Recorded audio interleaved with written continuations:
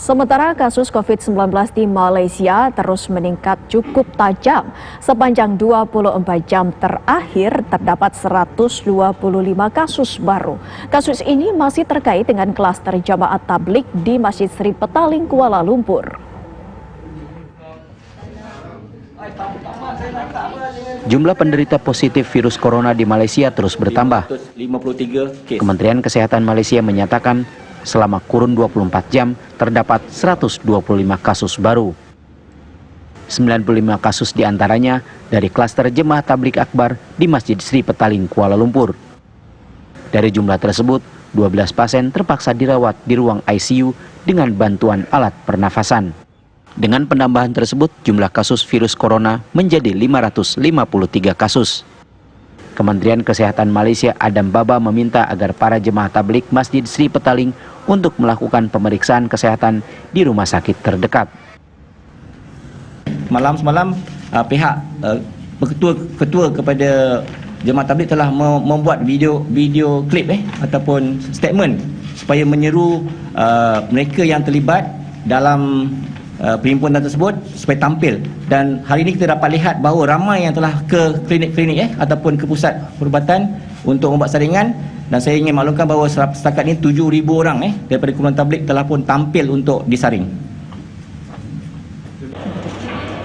Malaysia telah mengeluarkan kebijakan untuk tidak menghadiri atau menggelar acara yang mengundang massa dalam jumlah besar.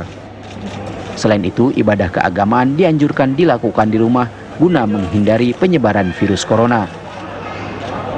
Dari Kuala Lumpur, Malaysia, Dimas Purnomo, TV One mengabarkan.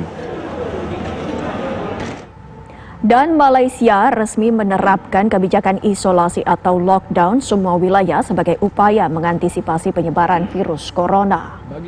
Perdana Menteri Muhyiddin Yassin dalam jumpa persnya menegaskan lockdown tersebut dimulai pada hari Rabu 18 Maret hingga 31 Maret 2020. Dengan diberlakukan lockdown ini, seluruh tempat ibadah dan pusat bisnis ditutup kecuali supermarket dan pasar tradisional. Begitu pula sekolah perkuliahan dihentikan sementara.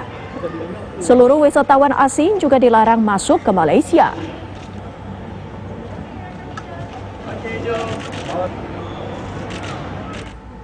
Akibat meningkatnya kasus corona COVID-19 yang cukup besar selama 2 hari terakhir di Malaysia, pemerintah Malaysia akhirnya memutuskan lockdown selama 2 minggu terhitung mulai Rabu mendatang. Dan seperti apa keputusan lockdown ini, reporter TV One Dimas Purnomo akan melaporkan langsung dari Kuala Lumpur, Malaysia. Dimas.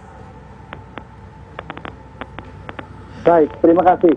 Dapat kami sampaikan bahwa tepat pukul 10 malam tadi atau di sekitar 2 jam yang lalu waktu Malaysia, Perdana Menteri Muhyiddin Yassin mengumumkan bahwa akan melaksanakan perintah kawalan pergerakan mulai 18 Maret hingga tanggal 31 Maret mendatang di seluruh negara. Dalam perintah kawalan ini atau yang bisa diistilahkan dengan lockdown, mereka berdasarkan atau di bawah Akta Pencegahan atau Undang-Undang Pencegahan dan Pengawalan Penyakit Berjangkit 1988.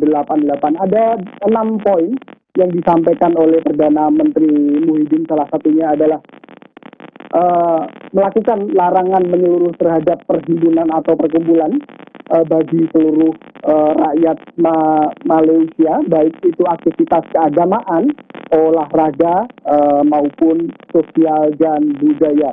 Untuk menerapkan larangan ini, semua rumah ibadat terpaksa ditutup untuk sementara hingga batas waktu yang telah ditentukan. Kecuali ada beberapa yang memang untuk aktivitasnya tidak dihentikan, seperti halnya supermarket atau pasaraya dan pasar-pasar tradisional lainnya, dan peserta yang menjual barangan keseharian. Kedua, kesehatan juga menyeluruh, semua perjalanan rakyat Malaysia dilarang ke luar negeri maupun pelancong asing dilarang masuk ke Malaysia. Seandainya pun ada warga Malaysia yang terpaksa harus pulang ke negaranya atau masih ke Malaysia, dia diharapkan melakukan karantina sendiri selama 14 hari dan melakukan pemeriksaan. Sementara itu, penutupan juga dilakukan bagi semua sekolah dan institusi pelajaran baik universitas maupun sekolah-sekolah tinggi yang ada di Malaysia seluruhnya. Kelima, penutupan juga dilakukan pada premis pemerintah dan swasta. Hal ini untuk dilakukan untuk membendung atau mencegah mewabahnya virus corona yang dirasakan 2 hari ini cukup memprihatinkan, yakni peningkatannya hampir 80% dibanding 3 hari sebelumnya. Demikian. Dibahas Purnomo, terima kasih atas laporannya langsung dari Kuala Lumpur, Malaysia.